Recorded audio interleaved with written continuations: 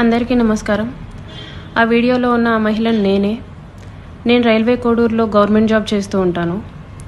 గత సంవత్సరంన్నర ముందు జూన్ 14, 2024లో రైల్వే కోడూరు ఎమ్మెల్యే అయిన ఆర్వా శ్రీధర్ గారికి నేను కంగ్రాచ్యులేషన్స్ చెప్దామని చెప్పేసి ఫేస్బుక్ ద్వారా మెసేజ్ చేయడం జరిగింది.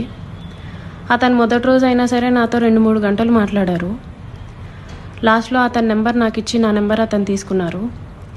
టెలిగ్రామ్ అనే యాప్లో నాకు మెసేజ్ చేశారు.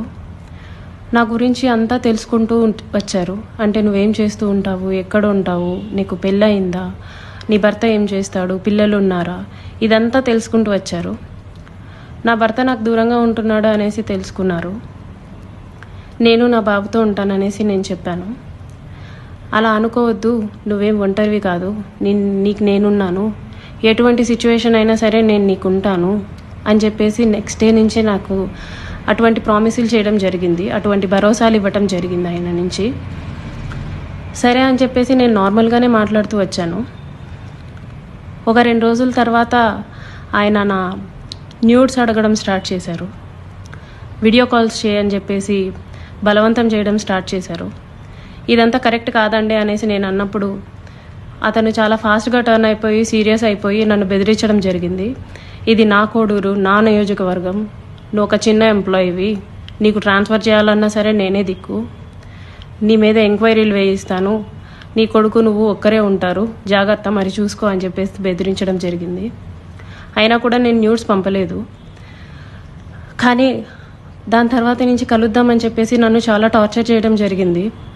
కలుస్తావా లేదా అని చెప్పేసి బెదిరించడం జరిగింది. నేను కలవను అని చెప్పేసి జూన్ 14 నుంచి ఒక 20 రోజుల దాకా నేను అసలు కలవను అని చెప్పేసి భయపడుతూనే చెప్పాను. భయపడుతూనే నేను ఇగ్నోర్ చేస్తూ వచ్చాను. ఆయన ఒకసారి అన్నారు, నీ కొడుకు నువ్వు ఒంటరిగా ఉంటారు, చూసుకో, నీ కొడుకు ఏమైనా అయితే నన్ను అడగద్దు అనేసి భయపెట్టడం జరిగింది.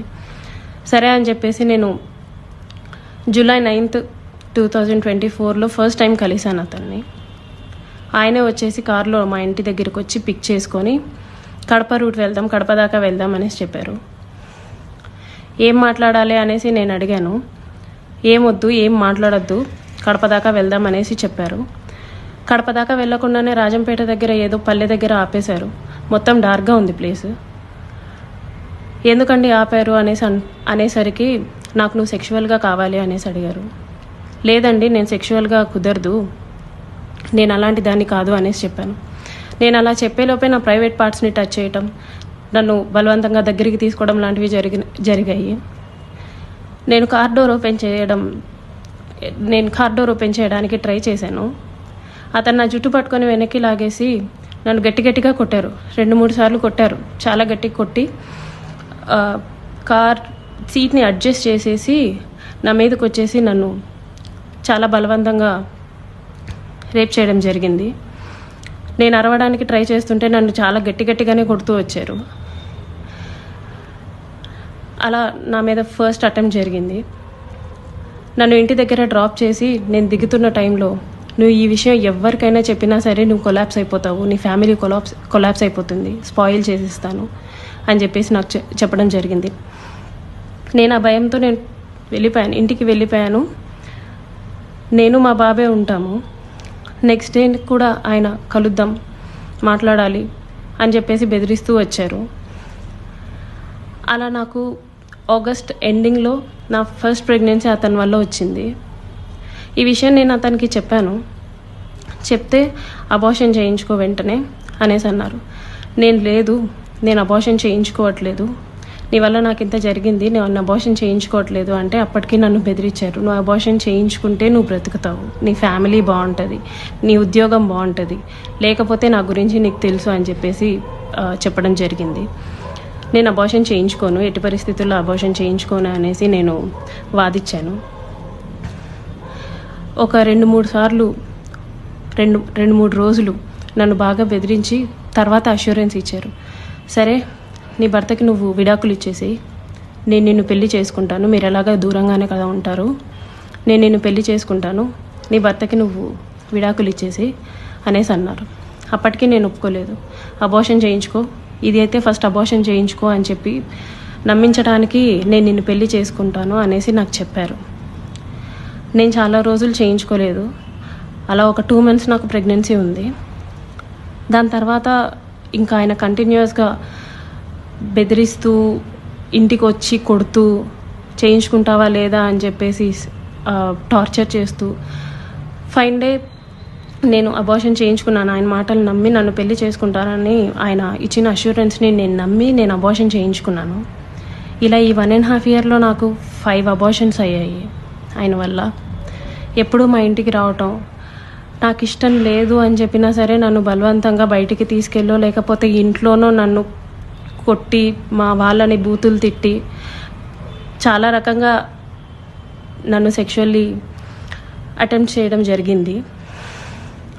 నాకు తెలియని విషయం ఏంటంటే ఆయన నాకు తెలియకుండా మా వాళ్ళ నెంబర్స్, మా వాళ్ళ కాంటాక్ట్ డీటెయిల్స్, ఇంటి అడ్రస్లు ఇవన్నీ కనుక్కొని నా భర్తకి కాల్ చేసి నువ్వు ఆ పిల్లకి విడాకులు ఇవ్వాలి, విడాకులు ఖచ్చితంగా ఇవ్వాలి, లేకపోతే నిన్ను, నీ ఫ్యామిలీని, నీ కొడుకుని ఎవరిని వదలను, అందరినీ చంపేస్తాను అనేసి బెదిరించడం జరిగిందంట.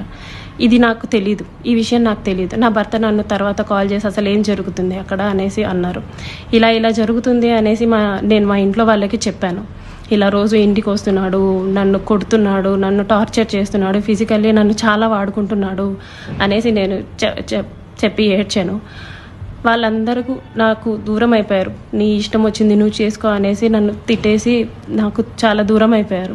మేము ఇంకా నీతో మాట్లాడడం అని చెప్పి నన్ను వదిలేయడం జరిగింది. ఇదంతా ఆయన ప్లాన్డ్గానే చేసినట్టున్నారు. మా వాళ్ళందరినీ నాకు దూరం చేయాలి అన్న ఒక ఉద్దేశంతో చేసినట్టున్నారు. వాళ్ళందరూ నన్ను దూరంగా వదిలేశారు. మా ఆయన మా బాబుని తీసుకెళ్ళిపోయాడు. నేను ఒక్కదాన్నే ఉంటూ వచ్చాను. గత 6 నెలలుగా నేను ఒక్కదాన్నే ఉంటూ వచ్చాను. నేను నా ఒంటరితనాన్ని, నాకు పేరెంట్స్ లేరు, అమ్మ నాన్న లేరు అడగడానికి చేయడానికి, అమ్మ నాన్న లేరు. అతను నాకు అష్యూరెన్స్ ఇస్తూనే వచ్చాడు, మ్యారేజ్ చేసుకుంటాను ఎక్సెట్రా అని చెప్పి. ఇలా వీళ్ళందరూ దూరం అయిపోయి నా గురించి ఎవ్వరూ అడగడానికి కూడా లేరు అని ఆయనకి ఒక క్లారిటీ వచ్చిన తర్వాత ఈ 1.5 year నాతో ఉండి నన్ను ఇష్టం వచ్చినట్టు సెక్షువల్లీ వాడుకొని లిటరల్లీ నన్ను కొట్టి బలవంతంగా చాలా అంటే చాలాసార్లు చేసి January 7, 2026 ఒక 20 days ముందు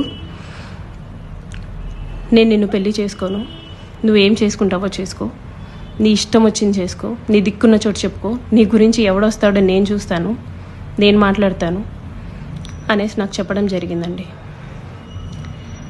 ఇట్స్ బీన్ 20 days. అతను నన్ను వదిలేసి ఈ 1.5 సంవత్సరం నేను నరకం చూశాను. అతని వల్ల చూడాల్సిన నరకం అంతా చూశాను.